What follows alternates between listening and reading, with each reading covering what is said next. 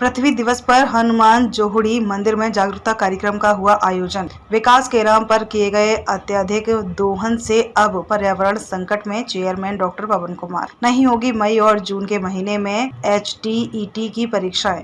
जैसे सरकार के निर्देश आएंगे जल्द करवाई जाएंगे HTET परीक्षा। 24 अप्रैल तक मूल्यांकन प्रक्रिया होगी पूरी। 45 दिन में करेगा हरियाणा विद्यालय शिक्षा बोर्ड की परीक्षाओं का परिणाम घोषित। अभी अर्थ के लिए कुछ नहीं किया तो हो जाएगा अनर्थ। चरणदास महाराज। पृथ्वी दिवस पर पर्यावरण संरक्षण के महत्व को बताते हुए उद्देश्य से युवा जागृति एवं जन कल्याण मिशन ट्रस्ट द्वारा मंगलवार को स्थानीय हनुमान ढाड़ी स्थित हनुमान जोहड़ी मंदिर में जागरूकता कार्यक्रम का आयोजन किया गया। यह जानकारी देते हुए पुजारी ध्यानदास महाराज एवं पर्यावरण प्रहरी विजय सिंहमार ने बताया कि कार्यक्रम में बतौर मुख्य अतिथि हरियाणा विद्यालय शिक्षा बोर्ड के चेयरमैन डॉक्टर पवन कुमार एवं विशिष्ट अतिथि हरियाणा अनुसूचित जाति आयोग के वाइस चेयरमैन विजेंद्र बाड़गुर्जर ने शिरकत की तथा पौधारोपण कर जल एवं पर्यावरण संरक्षण का महत्व बताया। कार्यक्रम में सानिध्य हनुमान जोहड़ी मंदिर के महंत बाल योगी चरणदास महाराज का रहा तथा अध्यक्षता सुरेंद्र लोहच ने की तथा मंच का संचालन हरेंद्र पुनिया ने किया। कार्यक्रम में उपस्थित सभी लोगों को अधिक पौधारोपण कर उनकी देखभाल की जिम्मेदारी उठाने का संकल्प दिलाया। इस मौके पर हरियाणा विद्यालय शिक्षा बोर्ड चेयरमैन डॉक्टर पवन कुमार ने कहा कि मनुष्य ने विकास के नाम पर प्राकृतिक संसाधनों का इतना दोहन किया है कि अब पर्यावरण संकट में है। ऐसे मानव प्रजाति को बचाने के लिए जरूरी है कि सभी देशों को अपने उन प्राचीन परंपराओं की ओर लौटना होगा जो पृथ्वी की स्तुति ही नहीं बल्कि रक्षा भी करती है। उन्होंने कहा कि HTET की परीक्षाएं जून और जुलाई में नहीं करवाई जाएंगी क्योंकि अभी HPSE के द्वारा कॉलेज के प्राध्यापकों की नियुक्ति के लिए स्क्रीनिंग टेस्ट करवा रहा है जिसके चलते पॉसिबल नहीं है। जैसे ही सरकार के आदेश आएंगे HTET की परीक्षाएं करवाई जाएंगी। वहीं उन्होंने कहा कि हरियाणा विद्यालय शिक्षा बोर्ड की मूल्यांकन प्रक्रिया 24 अप्रैल तक पूरी होगी और 45 दिन के भीतर हरियाणा विद्यालय शिक्षा बोर्ड की परीक्षाओं के परिणाम घोषित होंगे। इस मौके पर हरियाणा अनुसूचित जाति आयोग के वाइस चेयरमैन विजेंद्र बाड़गुर्जर ने कहा कि जीवन जीने के लिए जिन प्राकृतिक संसाधनों की जरूरत एक पेड़ एक जवान या फिर एक इंसान की होती है वहीं पृथ्वी वह सब हमें प्रदान करती है, जबकि वक्त के साथ सभी जरूरी प्राकृतिक संसाधनों का निरंतर दोहन हो रहा है जिसके संरक्षण की आवश्यकता है। नहीं तो भविष्य में पृथ्वी पर मनुष्य का जीवन रह पाना मुश्किल हो जाएगा। इस मौके पर बाल योगी महंत चरणदास महाराज ने सभी लोगों से आह्वान करते हुए कहा कि अर्थ का कुछ करो नहीं तो अनर्थ हो जाएगा। उन्होंने कहा कि 22 अप्रैल 1970 से पर्यावरण पृथ्वी एवं जीवन के संरक्षण के लिए प्रत्येक वर्ष पृथ्वी दिवस के रूप में मनाया जाता है। उन्होंने कहा कि यह हमारा कर्तव्य है कि हम प्रकृति को बचाने और संरक्षित करने में मदद करें क्योंकि पृथ्वी सभी जीवों के लिए जीवनदायिनी है। जो आज आपने बताया कि 191 देश जो है वो इसको मना रहे हैं पृथ्वी दिवस को, तो इसको मनाने की प्रेरणा कहाँ से पैदा हुई? क्योंकि आज सभी देश इस बात के लिए जो है भली भांति जानते हैं कि पर्यावरण जब तक अगर सुरक्षित नहीं है तो फिर से पूरी जो धरा है जो जहाँ पर हम सांस ले रहे हैं वो जब अगर दूषित होगी तो फिर मानव का जीवन भी जो है वो कहीं ना कहीं जो है वो दिक्कत में आ जाएगा। तो इसीलिए जो है आज जो है हम इस बात पे जोर दे रहे हैं अलग अलग देशों में और हमारे पूरे भारतवर्ष में। और आज युवा जागृति कल्याण ट्रस्ट जो है महंत जोगी महंत चरणदास जी के सानिध्य में जो आज इस प्रकार से काम कर रहे हैं, तो उन्होंने भी आज एक बहुत अच्छा बेड़ा उठाया है कि इस प्रकार से पृथ्वी को हम बचा सकते हैं। और सबसे बड़ा जो आपने अभी सवाल भी किया कि पृथ्वी कैसे बच सकती है, तो पर्यावरण और जल संरक्षण तो एक ऐसी जो विशेष जो है चीजें हैं जिनके माध्यम से जल इसको हम बचाया जा सकता है। सर जिस तरह से सर ने बताया, मैं इस बारे में ये कहना चाहूँगा कि एक पानी एक ऐसी चीज़ है जो कि किसी भी प्रकार से उसको बनाया नहीं जा सकता। ये तो प्रकृति के द्वारा जो हमें मिलती है उसी से हम सब जो है इसमें अपना जीवन यापन करते हैं। अगर पानी को हम किसी बड़े मिल में या कहीं बना सकते जब तो एक अलग विषय था, लेकिन जब हम यहाँ से ही इसको जो है हम प्रकृति से मिले हुए पानी को ही हम अपना जीवन का और सारी जितने भी हमारे जो दिनचर्या के कार्य हैं वो करते हैं, तो इसको बचाकर ही जो है हम जल संरक्षण कर सकते हैं। और मैं सभी से यही निवेदन करूंगा कि जितना ज़्यादा हम जल के ऊपर जो है नियंत्रण करेंगे उतना ही ज़्यादा हमारा भविष्य जो है सुरक्षित रहेगा। क्योंकि एक जल एक ऐसी प्रक्रिया है जिसके बगैर रह भी नहीं सकते और ये कहीं बनाया भी नहीं जा सकता। तो जो है हमारे पास में जो भी संसाधन है उनसे उस तरीके से बचा के रखना चाहिए। देखिए अभी एक बहुत ही अच्छा जो है संदेश जो बच्चों के माध्यम से आज यहाँ पर दिया गया। इस प्रकार से हम अपना छोटा सा लाभ के लिए और पेड़ों को जो हम कटाई कर रहे हैं तो या फिर ये कहें कि हम विकास की अंधाधुंध जो है उसमें भाग दौड़ में जो है हम इतना जो है भूल गए हैं कि जिस चीज़ को हम काट रहे हैं जो वो हमारे जीवन का जो है एक चक्र है।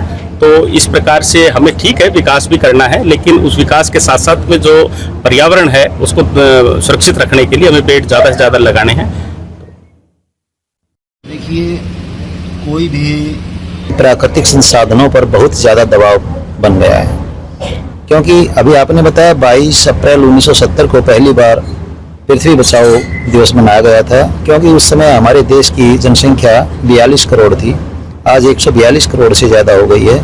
और उस टाइम के जो हमारे पर्यावरणविद थे, हमारे जो योजना बनाने वाले ऊपर अधिकारी और जो बड़े पुरुष बैठे थे, उनको इस बात की आवश्यकता अनुभव हुई कि यदि इसी प्रकार से जनसंख्या बढ़ती रही तो आने वाले समय में जो अपने प्राकृतिक संसाधन है पृथ्वी से जुड़े हुए जैसे जल, वायु, ये इतने ज़्यादा प्रदूषित हो जाएंगे कि जीना दुर्लभ हो जाएगा।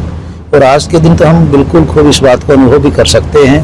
जहाँ कहीं भी हम देखते हैं पानी की समस्या हर एक जगह बनी हुई है, बल्कि कुछ ही एक जगह तो पर्यावरणविद ऐसा भी कर रहे हैं कि जो अगला तृतीय विश्व युद्ध होगा वो पानी के लिए ही होगा। तो ऐसी परिस्थितियों में हमें जागने की आवश्यकता है, क्योंकि हम जो इंसान हैं वो पृथ्वी पर सबसे ज़्यादा इंटेलिजेंट और इंटरएक्टिव जीव माने जाते हैं। तो ये हमारा ही फर्ज बनता है कि सभी प्रकार के जीव जंतुओं की रक्षा और संरक्षण के लिए पृथ्वी को, पर्यावरण को और मतलब जो इसके संसाधन हैं उनको बचाया जाए। सर, चिंता के साथ साथ चिंतन काफ़ी हद तक सामाजिक संस्थाएं और समाज सेवी इस अभियान में जुटे हुए हैं। जहाँ तक उनका अपना एक प्रयास है वो सफल भी हो रहा है, क्योंकि आप और हम हमेशा देख रहे हैं कि वन महोत्सव मनाते हैं, पर्यावरण दिवस मनाते हैं और काफ़ी पेड़ जो उगाए जा रहे हैं, लगाए जा रहे हैं। स्कूल लेवल पर बच्चों को भी इसके लिए प्रेरित किया जा रहा है। अलग अलग प्रकार की योजनाएं भी बनाई जा रही हैं। जैसा कि पहले भी आपने सुना होगा कि विद्यार्थियों को हम 5 नंबर असेसमेंट के दे रहे हैं यदि वो एक पेड़ की रक्षा करके संरक्षण करके उसके साथ सेल्फी अपनी अपलोड करता है, जो कि प्रिंसिपल जो स्कूल के टीचर हैं उनके लेवल पर ये फैसला लिया जाता है, क्योंकि असेसमेंट के नंबर वहीं से लगाए जाते हैं। तो एक प्रकार से इस प्रकार की जो योजनाएं हैं उद्देश्य सिर्फ एक ही है, पर्यावरण संरक्षण, यानी भूमि के ऊपर जो वनस्पति है उसको ज़्यादा से ज़्यादा उगाया जाए। जैसा कि अभी आज के इस कार्यक्रम में भी वक्ताओं ने बताया कि कोरोना काल में स्थितियाँ कैसी हो गई थी, कोई दो राय नहीं, सभी का अनुभव इसमें है।